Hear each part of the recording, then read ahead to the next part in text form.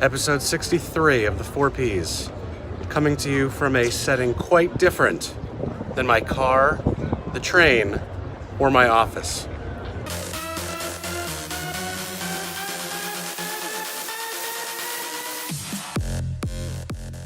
I have spent the past 2 days looking for places to buy my very own European vacation-inspired, rusty embroidered beret. But alas, no. This week has been an intense marathon of immersion into my new company, learning about the history and capabilities and the talent and the culture at a global level. The plan being to glean as much as I can and apply what makes sense for our US team when I'm back home and get started there later this week. So I've been thinking a lot about convergence this week, specifically for marketers. This week has been a lot like how I imagined speed dating would be had I ever tried that, except this company's already stuck with me. 1 minute I'm talking about content and strategy and planning, and the next hour I'm talking about CRO and web analytics. That is where convergence is happening. It requires versatility and breadth to succeed in marketing today, and all these things are coming together. So you need to not only understand these various facets of the business, but have an awareness of how your business needs are different from others, not even just your competitors. So regardless of the objectives, you're going to need to navigate the full stack of digital marketing tools and services and processes and technology at your disposal, or partner with someone who can help and supplement where necessary. And that's what we are, my company. If that sounds interesting or valuable, drop me a line. I am so grateful to all of my new colleagues and friends for being generous with their time in my onboarding this week, and I am looking forward to getting going. It's been a few years since I've been in Europe, and it's really interesting to see how their feelings towards America, Americans, and one American in particular have evolved.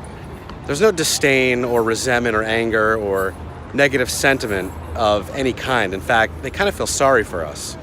There's like a pity. They were like, "Are you okay?" or "Hang in there." But there's also genuine concern. You know, others are genuinely afraid of some of the radical policies coming from our president, especially our failure to address environmental issues that will do real harm to them and to the rest of the world based on accords that were signed here. Make no mistake, they are watching us with great interest and again, concern. Actually, when I'm learning I'm from New York, actually, one woman asked if I know AOC. I do not, but her brother Gabriel has liked several of my tweets. I am a seasoned business traveler with years of flights and airport hopping under my belt. I am adaptable and can roll with lots of things, but at this point, how is it possible to be on an airplane that does not have Wi-Fi? Because of the last-minute nature of my travel over here, I flew Norwegian Airlines. And while it is very new and clean, and the plane was actually quite comfortable, the lack of Wi-Fi almost drove me to the point of insanity. Oh, it's not bad to disconnect or unplug, you may be thinking. Relax and enjoy the flight, you may say. Get some rest or try to sleep on the transatlantic red-eye. Trust me, I tried. But after an hour into the 7-hour flight, I was jonesing for Twitter and hankering for a hit of Instagram. By hour 2, I had the shakes.